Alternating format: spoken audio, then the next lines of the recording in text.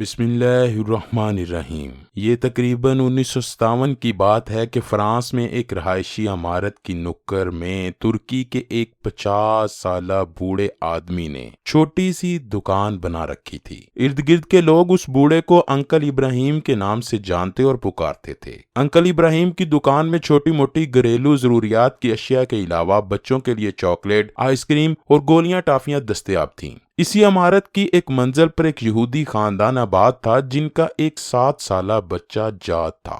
جاد تقریباً روزانہ ہی انکل ابراہیم کی دکان پر گھر کی چھوٹی موٹی ضروریات خریدنے کے لیے آتا تھا۔ دکان سے جاتے ہوئے انکل ابراہیم کو کسی اور کام میں مشغول پا کر جاد نے کبھی بھی ایک چاکلیٹ چوری کرنا نہ بھولی تھی۔ ایک بار جاد دکان سے جاتے ہوئے چاکلیٹ چوری کرنا بھول گیا۔ انکل ابراہیم نے جاد کو پیچھے سے آواز دیتے ہوئے کہا، جاد آج چاکلیٹ نہیں اٹھاؤ گے کیا؟ انکل ابراہیم نے یہ بات محبت میں کی تھی یا دوستی سے، مگر جاد کے لیے ایک صدمے سے بڑھ کر تھی۔ جاد آج تک یہی سمجھتا رہا کہ اس کی چوری ایک راز تھی، مگر معاملہ اس کے برعکس تھا۔ جاد نے گڑ گڑاتے ہوئے انکل ابراہیم سے کہا، آپ اگر مجھے معاف کر دیں تو آئندہ میں کبھی بھی چوری نہیں کروں گا۔ مگر انکل ابراہیم نے جاد سے کہا، اگر تم وعدہ کرو کہ اپنی زندگی میں کبھی بھی کسی بھی جگہ چوری نہیں کرو گے تو روزانہ کا ایک چاکلیٹ میری طرف سے تمہارا ہوا، ہر بار دکان سے جاتے ہوئے لے جایا کرنا۔ اور بالآخر اس بات پر جاد اور انکل کا اتفاق ہو گیا۔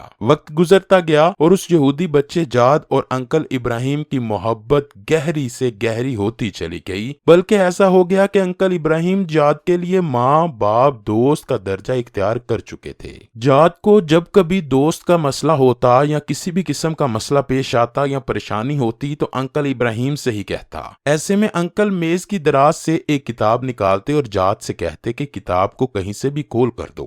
جاد کتاب کھولتا، انکل وہیں سے 2 صفحے پڑھتے، جاد کو مسئلے کا حل بتاتے، جاد کا دل اطمینان پاتا اور وہ گھر کو چلا جاتا، اور اسی طرح ایک کے بعد ایک کرتے 17 سال گزر گئے۔ 17 سال کے بعد جب جاد 24 سال کا ایک نوجوان بنا تو انکل ابراہیم بھی اس حساب سے 66 سال کے ہو چکے تھے۔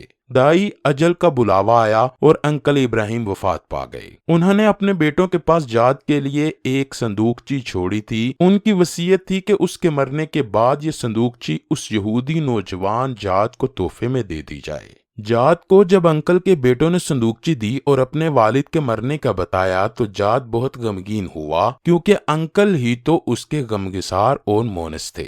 جاد نے صندوقچی کھول کر دیکھی تو اندر وہی کتاب تھی جسے کھول کر وہ انکل کو دیا کرتا تھا۔ جاد انکل کی نشانی گھر میں رکھ کر دوسرے کاموں میں مشغول ہو گیا، مگر ایک دن اسے کسی پریشانی نے آ گھیرا۔ آج انکل ہوتے تو وہ اسے کتاب کھول کر 2 صفحے پڑھتے اور مسئلے کا حل سامنے آ جاتا۔ جاد کے ذہن میں انکل کا خیال آیا اور اس کے آنسو نکل آئے۔ کیوں نہ آج میں خود کوشش کروں۔ کتاب کھولتے ہوئے وہ اپنے آپ سے مخاطب ہوا، لیکن کتاب کی زبان اور لکھائی اس کی سمجھ سے بالا تر تھی۔ کتاب اٹھا کر اپنے تیونسی عرب دوست کے پاس گیا اور اسے کہنے لگا، مجھے اس میں سے 2 صفحے پڑھ کر سناؤ۔ مطلب پوچھا اور اپنے مسئلے کا اپنے تئیں حل نکالا۔ واپس جانے سے پہلے اس نے اپنے دوست سے پوچھا، یہ کیسی کتاب ہے؟ تیونسی دوست نے کہا، یہ ہم مسلمانوں کی کتاب قرآن ہے۔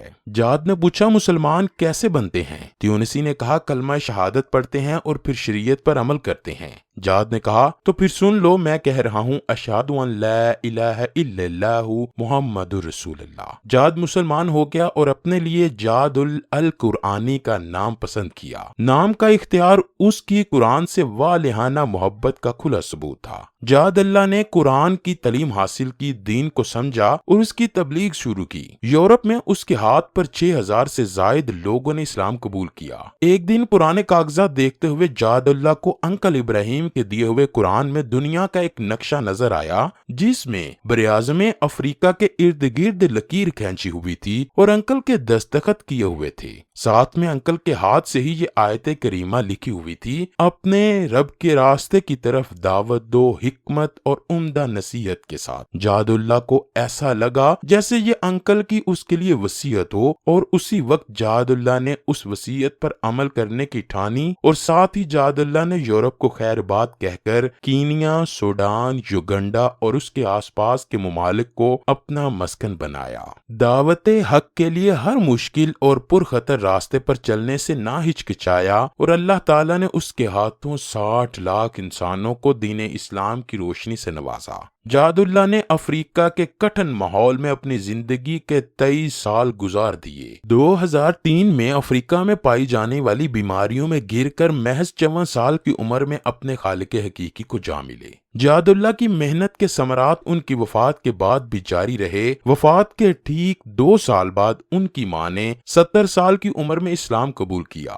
جہاد اللہ اکثر یاد کیا کرتے تھے کہ انکل ابراہیم نے اس کے 17 سال میں کبھی بھی اسے غیر مسلم محسوس نہیں ہونے دیا اور نہ ہی کبھی کہا کہ اسلام قبول کر لو، مگر ان کا رویہ ایسا تھا کہ جہاد کا اسلام قبول کیے بغیر چارہ نہ تھا۔ آپ کے سامنے اس واقعے کے بیان کرنے کا فقط اتنا مقصد ہے کہ کیا مجھ سمیت ہم میں سے کسی مسلمان کا اخلاق و عادات و اعتبار و کردار انکل ابراہیم جیسا ہے کہ کوئی غیر مسلم جہاد ہم سے متاثر ہو کے جہاد اللہ القرآنی بن کر میرے مذہب اسلام کی اس عمدہ طریقے سے خدمت کر سکے؟ اللہ پاک مجھے اور آپ کو اسلام کی تعلیمات پر مکمل عمل پیرا ہونے، ہمیں نبی کریم حضرت محمد صلی اللہ علیہ وآلہ وسلم اور آپ کی پاک آل سے بے پناہ محبت عطا فرمائے۔